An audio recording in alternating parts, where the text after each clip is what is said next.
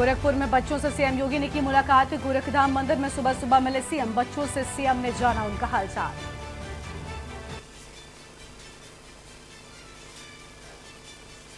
तीन जिलों के दौरे पर यूपी के सीएम योगी आदित्यनाथ कुशीनगर, देवरिया, गोरखपुर के दौरे पर। गोरखपुर के टाउन हॉल चौक से विजय चौक तक करेंगे रोड शो। यूपी में आखिरी चरण के चुनाव प्रचार ने पकड़ी रफ्तार। महाराजगंज, देवरिया, बलिया, सोनभद्र में शाह की रैली। शाम को गाजीपुर में करेंगे रोड शो। 7वें चरण के लिए चुनाव प्रचार ने पकड़ी रफ्तार। अखिलेश यादव आज 3 जगह पर करेंगे चुनावी जनसभाएं। इंडिया गठबंधन प्रत्याशी के लिए मांगेंगे वोट।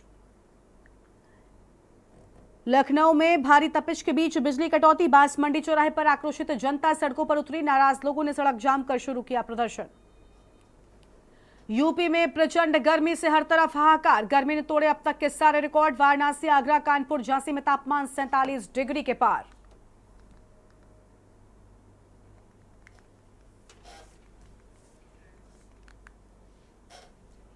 नमस्कार, आप देख रहे हैं के न्यूज इंडिया। मैं हूं आपके साथ गरिमा वाजपेयी और अहम खबर से बुलेटिन की शुरुआत कर लेते हैं। लखनऊ से बड़ी जानकारी आपको हम बताएंगे, जहां पर आज 3 जिलों के दौरे पर उत्तर प्रदेश के मुख्यमंत्री योगी आदित्यनाथ कुशीनगर, देवरिया और गोरखपुर का दौरा करेंगे और 11:30 बजे कुशीनगर में जनसभा को संबोधित करेंगे और दोपहर 12:30 बजे के बाद देवरिया में जनसभा करेंगे सीएम। दोपहर 1:30 बजे के लगभग गोरखपुर के सहजनवा में जनसभा होगी। दोपहर 2:30 बजे के लगभग गोरखपुर के बांसगांव में करेंगे जनसभा और शाम 5:15 लगभग गोरखपुर में रोड शो करेंगे CM Yogi Adityanath. Gorakhpur town hall चौक से विजय चौक तक रोड शो की बात सामने आई है।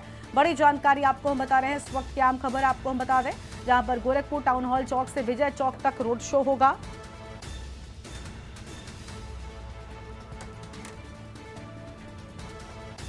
आम खबर आपको हम बता रहे हैं, कुशीनगर, देवरिया और गोरखपुर का दौरा करने के लिए पहुंचेंगे। तो यह बड़ी जानकारी। 11:30 बजे कुशीनगर में जनसभा को संबोधित करेंगे।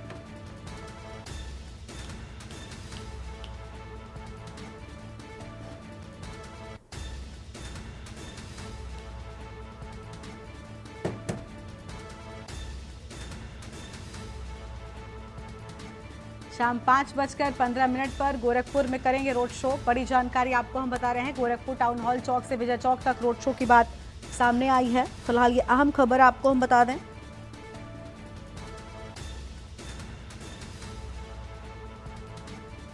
जहां रोड शो को लेकर सभी तैयारियां पूरी किए जाने की बात हम आपको अहम बता रहे हैं, जहां पर सभी तैयारियां पूरी कर ली गई हैं।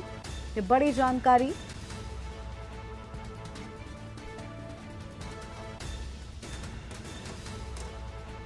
दोपहर 1:30 बजे के बाद पहुंचेंगे और दोपहर 2:30 बजे गोरखपुर के बांसगांव में जनसभा की अहम जानकारी सामने आ रही है। तो ये बड़ी खबर आपको हम बता रहे हैं। मुख्यमंत्री का विशेष कार्यक्रम।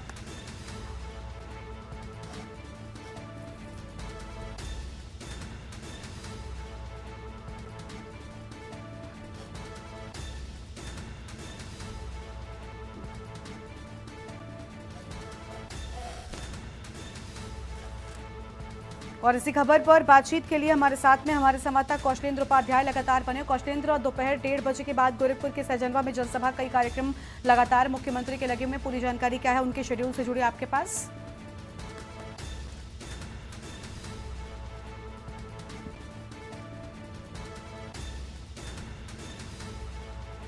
इंदौर के मतदान जो है 7वें चरण का जो है होने वाला है, 1 जून को होगा। और उत्तर प्रदेश में अभी 13 लोकसभा सीटों पे जो है, इन 13 लोकसभा सीटों में भारतीय जनता पार्टी ने अपनी पूरी ताकत झोंक रही है। मुख्यमंत्री योगी आदित्यनाथ लगातार जो है लोकसभा क्षेत्र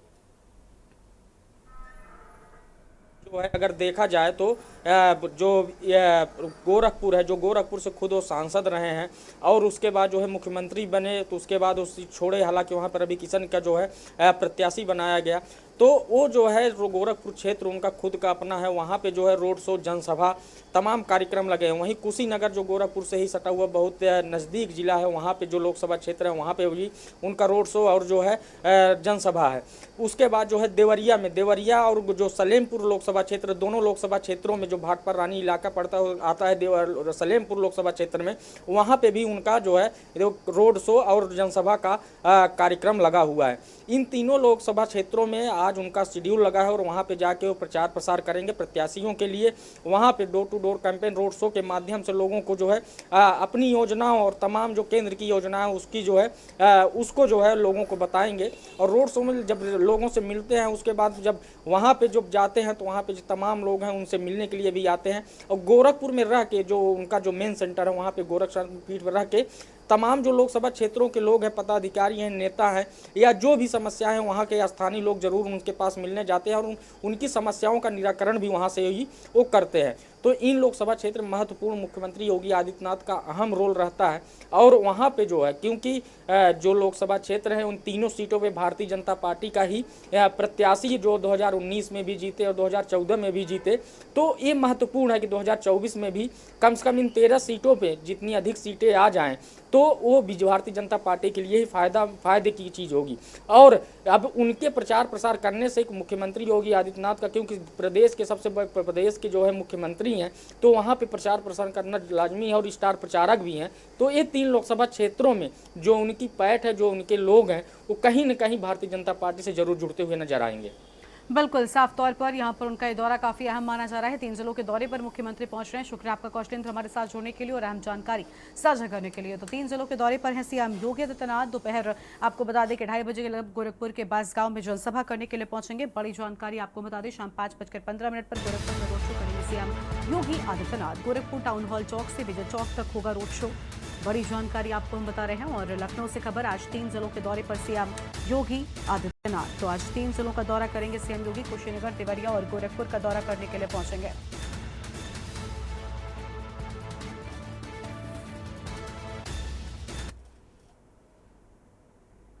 आगे बढ़ते हैं खबरों की ओर। अगली खबर आपको लखनऊ से बताते हैं, जहां पर यूपी में 7वें चरण के लिए तूफानी प्रचार प्रसार। अखिलेश यादव 3 जगह पर चुनावी जनसभाएं करेंगे। रॉबर्ट्सगंज, मिर्जापुर, सोनभद्र दौरे पर रहेंगे अखिलेश। इंडिया गठबंधन के प्रत्याशी के पक्ष में जनसभा होगी और 12:15 पर सोनभद्र में करेंगे चुनावी जनसभा। 1:45 पर रॉबर्ट्सगंज में दूसरी जनसभा होगी और 3 बजे मिर्जापुर में राम नरेश के लिए वोट मांगने के लिए पहुंचेंगे। तो इंडिया गठबंधन के प्रत्याशी के पक्ष में यहां पर प्रचार प्रसार करने के लिए पहुंचने वाले हैं। बड़ी जानकारी आपको हम बता रहे हैं। दोपहर 12:15 पर अहम जगह पर पहुंचने के बाद और 1:45 पर रॉबर्ट्सगंज में दूसरी जनसभा के लिए पहुंचेंगे।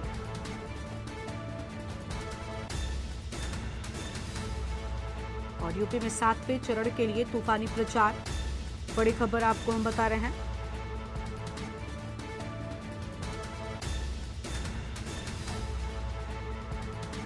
अहम जानकारी आपको हम बता दें, जहां पर प्रचार प्रसार को लेकर सभी तैयारी पूरी हो गई है और इंडिया गठबंधन के प्रत्याशी के पक्ष में प्रचार प्रसार के लिए अखिलेश पहुंच रहे। कौशलेंद्र लगातार हमारे साथ में बने। कौशलेंद्र, इंडिया गठबंधन के प्रत्याशी के पक्ष में यहां पर प्रचार प्रसार के लिए अखिलेश यादव पहुंच रहे हैं। लगातार देखिए प्रचार प्रसार का दौर जारी है और आज अखिलेश यादव भी कई जगहों पर जा रहे हैं।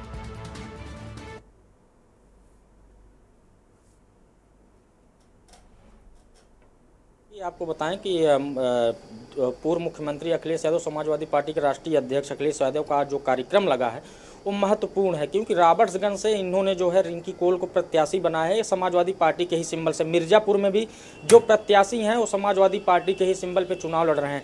तो समाजवादी पार्टी की वहाँ भूमिका बहुत महत्वपूर्ण हो जाती है। इन दोनों लोकसभा क्षेत्रों में इनका समाजवादी पार्टी के राष्ट्रीय अध्यक्ष अखिलेश यादव का जो प्रचार प्रसार का जो दौर है वो लगातार चल रहा है। वहीं दुद्धी विधानसभा में उपचुनाव होना है। उपचुनाव में भी समाजवादी पार्टी के प्रत्याशी उतारे गए हैं और जो उपचुनाव हो रहा है वहीं देखिए, क्योंकि जो उपचुनाव दुद्धी विधानसभा में हो रहा है उपचुनाव, वहां पे समाजवादी पार्टी कैंडिडेट है। वहीं देखिए जब लखनऊ में जो है जो उपचुनाव हुए विधानसभा के जो हुए उसमें देखिए कांग्रेस के प्रत्याशी थे, लेकिन प्रचार प्रसार हर जगहों पे जो है उन्होंने किया।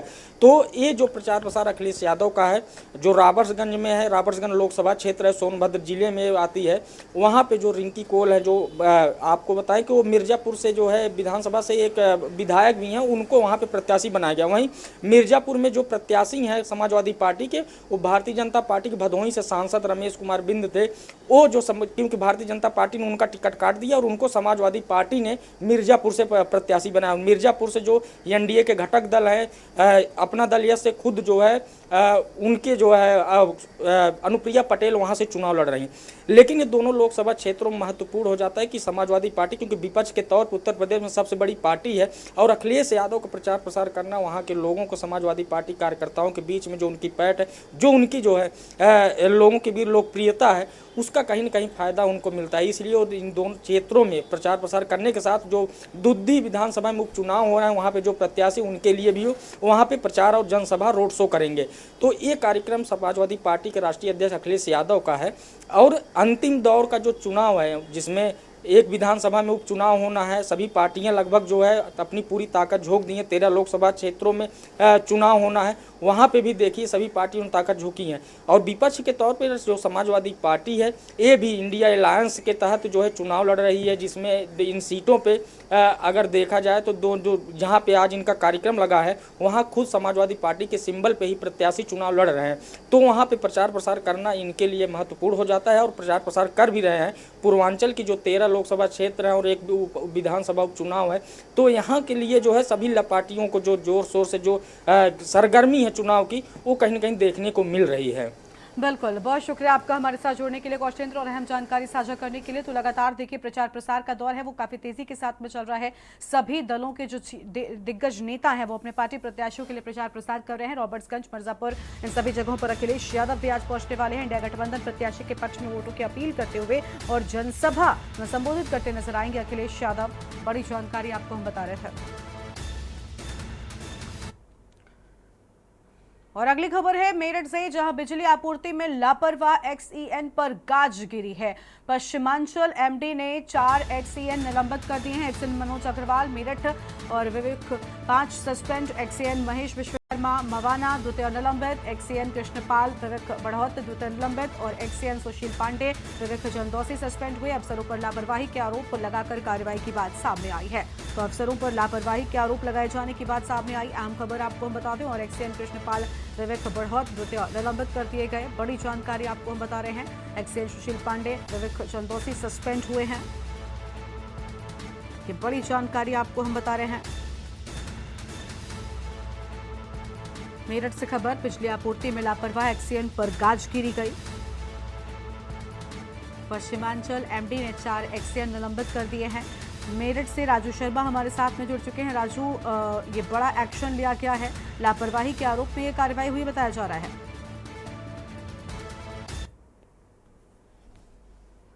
की वजह से हो रही लगातार बिजली कटौती और जो लापरवाही कर रहे थे अधिकारी, उन पर गाजगिरी है। मेरठ के एमडी पीवीएनएल ईशा धवन ने 4 जो एक्शन थे उन्हें निलंबित कर दिया गया है। साथ ही अन्य की भी जांच कर कार्रवाई करने के निर्देश दिए हैं। साफ तौर पर क्या है कि लापरवाह अधिकारियों को किसी भी कीमत पर बख्शा नहीं जाएगा। ये बड़ी कार्रवाई लगातार जो बिजली आपूर्ति में लापरवाही की जा रही थी उसकी वजह से की गई है। अब लग रहा है कि जिस तरीके से एमडी पीवीएनएल ईशा धवन ने कार्रवाई की है, उसके बाद कहीं ना कहीं जो बिजली आपूर्ति की बड़ी समस्या गहरा रही है उसमें कहीं ना कहीं कुछ सुधार होने को मिलने वाला है।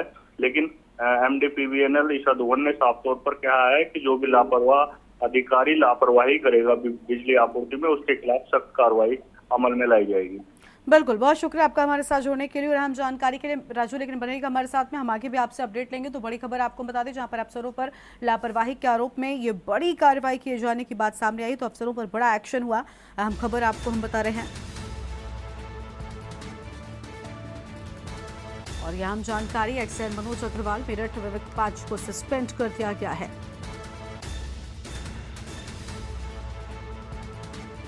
फिलहाल ये बड़ी जानकारी।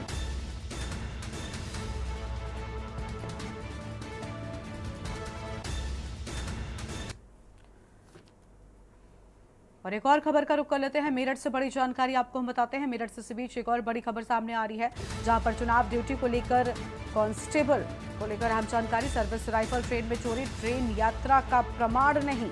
लखनऊ चारबाग जीआरपी ने नहीं लिखा चोरी का केस। बड़ी जानकारी आपको हम बता रहे हैं। एसएसपी मेरठ ने अब पूरे मामले पर रिपोर्ट तलब की। बड़ी जानकारी आपको हम बता दें। और सर्विस राइफल ट्रेन में चोरी, ट्रेन यात्रा का कोई प्रमाण भी नहीं।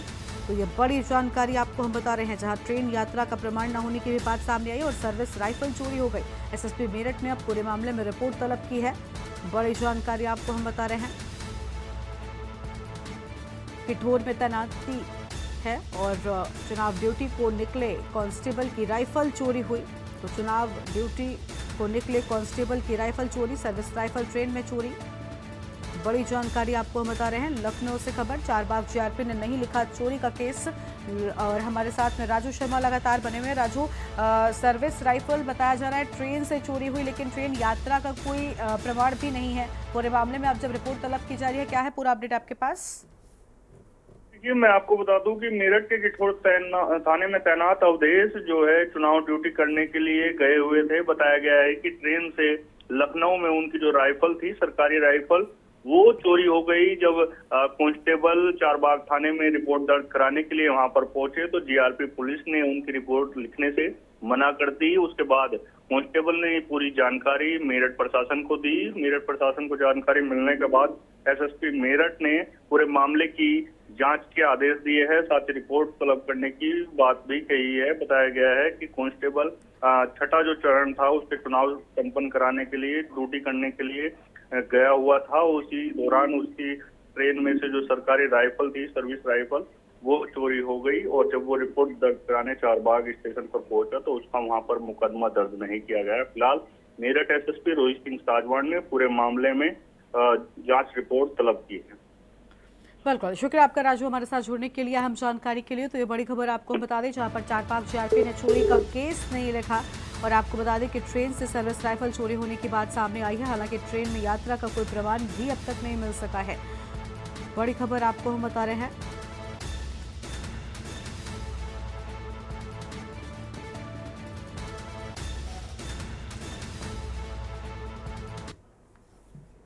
और अगली खबर आपको लखनऊ से बताते हैं। अगली बड़ी जानकारी लखनऊ से सामने आ रही है जहां पर शत्रु संपत्ति की 45 बीघा जमीन कब्जा मुक्त।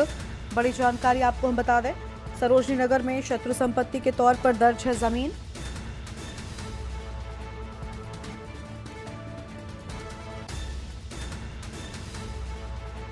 शत्रु संपत्ति अभिरक्षक कार्यालय को लेकर बड़ी जानकारी आपको हम बता रहे हैं।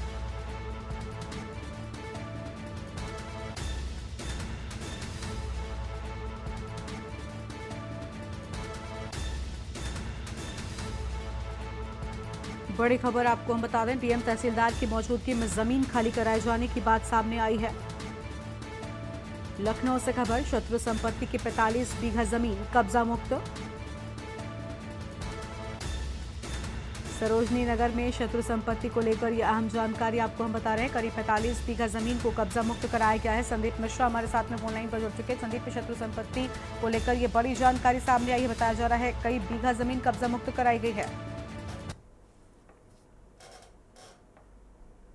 लगभग 45 बीघे जमीन जो है आरक्षित थी, उसको जो है किसी ने कब्जा कर रखा था और उसको खाली कराया गया। यानी कि कहीं ना कहीं जो एसडीएम है सरोजनी नगर के और तहसीलदार है, मौके पे जा करके कैथी गांव है वहां पर जो है इस जमीन को कब्जा किया गया था। लेकिन कहीं ना कहीं लोग जा करके वहां पे जमीन को पहले चिन्हित किया और लेखपाल ने, फिर उसके बाद से वहां पर तहसीलदार की, इसके बाद से जमीन को खाली कराया। यानी कि अगर जमीन की बात करते हैं लगभग 60 करोड़ की कीमत है जमीन की और 9.17 और हेक्टेयर जो है ये जमीन है। यानी ठीक ठाक जमीन थी और जमीन को जो है इस तरीके से अवैध तरीके से कब्जा कर रखा गया था। हालांकि अब जो है प्रशासन ने अपना वहां पर बोर्ड जो है लगा दिया है और इसके साथ ही साथ सार्वजनिक सूचना भी लोगों को दी गई है कि यहाँ पर किसी प्रकार की शत्रु संपत्ति है, किसी की संपत्ति नहीं है। तो इस तरीके से पूरी जमीन को खाली कराया गया। हालांकि अब जो जिसने इस पे जो कब्जा कर रखा था उस पर कार्रवाई करने की मांग जो है प्रशासन कर रहा है। बिल्कुल, साफ तौर पर यहाँ पर बड़ा एक्शन लिए जाने की बात सामने है। शुक्रिया संदीप आपका अधिक जानकारी के लिए। तो करीब 45 बीघा जमीन को कब्जा मुक्त कराया गया है।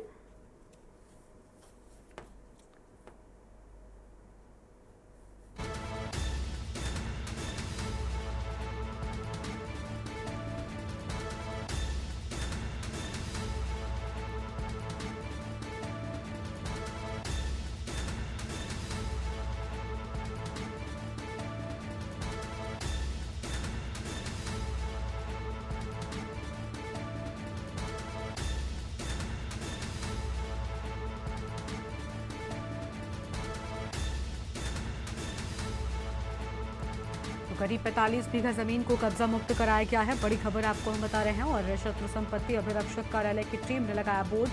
बड़ी खबर आपको हम बता दें, शत्रु संपत्ति अभिरक्षक कार्यालय की टीम ने बोर्ड लगाया।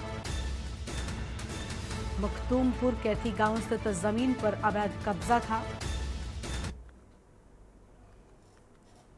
और आगरा में दिल दहला देने वाली घटना सामने आई है, जहां पर खेत से खरबूजा तोड़ने के शक में खेत मालिक अपना आपा खो बैठा और उसने 4 वर्षीय मासूम के सर में ईंट मार दी, जिससे लहूलुहान होकर मासूम खेत की मेड़ पर तड़पती रही है, लेकिन उसने रहम नहीं किया। शमशाबाद क्षेत्र के गांव हुमायूंपुर के रहने वाले सुभाष गुरुग्राम ने हलवाई का काम करते हैं और मंगलवार शाम 5 बजे अपने घर से 800 मीटर की दूरी पर स्थित रसोई रोहई के रहने वाले हरिओम शर्मा के खेत से खरबूज खरीदने गए थे। उसी वक्त थोड़ी ही देर में उनकी 4 वर्षीय बेटी खुशबू भी उनके पीछे खेत की ओर चली गई। सुभाष खरबूजा खरीदने के बाद दिन घर चले गए। थोड़ी देर बाद जब बेटी नहीं दिखी तो तलाश शुरू की गई। सुभाष के चचेरे भाई टिंकू ने खुशबू को हरिओम के खेत की मेड़ पर लहूलुहान पड़ा देखा, जिससे लेकर शमशाबाद अस्पताल पहुंचे, जहां रेफर कर दिया गया। पहुंचने के बाद खुशबू की सांसें थम गई थीं।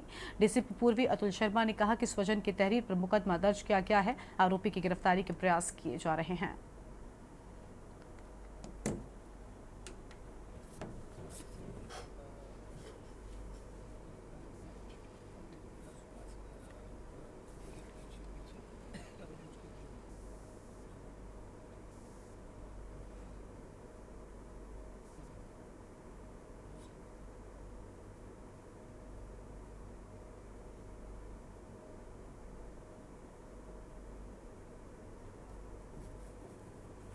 और हमारे साथ में अजेंद्र चौहान जुड़ चुके हैं। अजेंद्र, ये दिल दहला देने वाली वारदात सामने आई है। महज बताया जा रहा है कि खरबूजा तोड़ने को लेकर एक बच्ची पर एक शख्स ने ईंट से हमला कर दिया, जिसमें बच्ची की जान चली गई। पूरा मामला क्या है?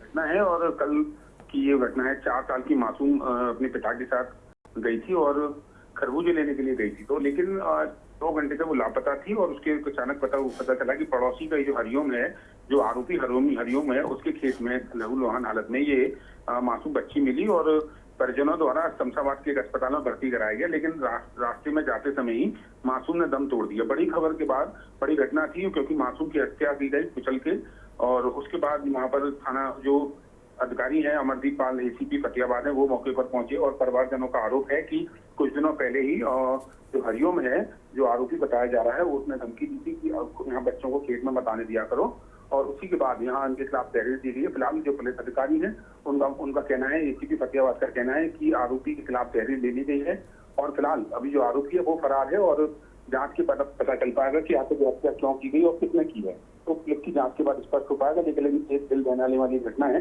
कि मासूम की हत्या होना और उसको लेकर कहीं ना कहीं क्षेत्र में एक आक्रोश है गर्मा।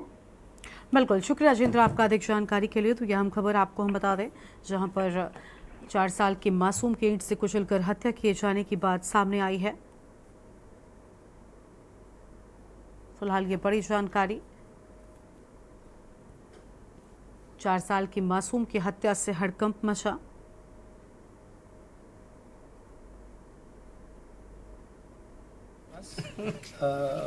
खुशबू उर्फ अनन्या अपने पिता सुभाष के पीछे तरबूज के खेत में तरबूज लेने गई थी। वहीं पर उनकी तरबूज उसके पिताजी तरबूज लेके वापस आ गए। बच्ची जब घर नहीं पहुंची तो उसके पिता और परिजनों ने उसकी खोजबीन करी, तो बच्ची का शव यहाँ पे मिल गया है और मुकदमा कायम करवा के कार्रवाई की जा रही है। हाँ, उसके बच्ची के सर पे चोट का निशान है और पोस्टमार्टम के बाद सब चीज़ क्लियर हो जाएगी। और अगली खबर आपको पीलीभीत से बताते हैं, जहां पर सड़क पर टहलता दिखा भालू। भालू का वीडियो सोशल मीडिया पर वायरल हो गया है। पीलीभीत टाइगर रिजर्व के जंगलों के सड़क पर दिखा भालू। पीठ पर अपने बच्चे को बिठाकर सैर पर निकला भालू। राहगीरों ने वीडियो बनाकर वायरल कर दिया है। तो पीलीभीत में बीच सड़क पर एक भालू टहलता दिखाई। तस्वीर आप देखिए किस तरीके से बीच सड़क पर एक भालू यहां से गुजरता हुआ नजर आया। हालांकि स्थानीय लोगों ने इसका वीडियो बनाया है और सोशल मीडिया पर अब ये वीडियो सामने आया है। इसके साथ में उसका बच्चा भी नजर आया है।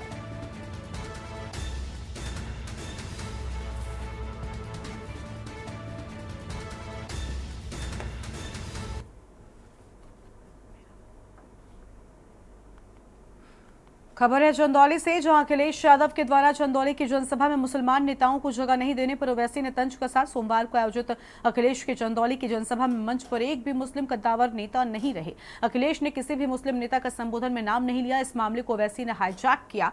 ओवैसी ने कहा कि कब तक दूसरे के लिए दरी बिछाते रहोगे, अपनी नस्ल के लिए दरी बिछाओ। आपके साथ पीडीएम का जोरदार समर्थन है, आपके लिए हम लोग मरने जीने के लिए तैयार हैं। सपा केवल मुसलमानों का उपयोग करती है। ओवैसी का चंदौली की जनसभा का वीडियो अब वायरल हो रहा है।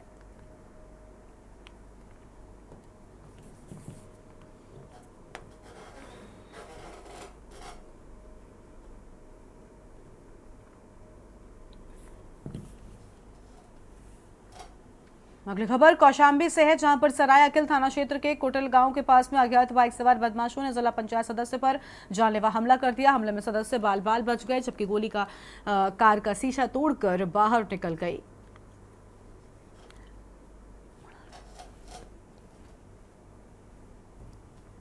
इस बुलेटिन में इतना ही। आप देखते रहिए के न्यूज़ इंडिया। नमस्कार।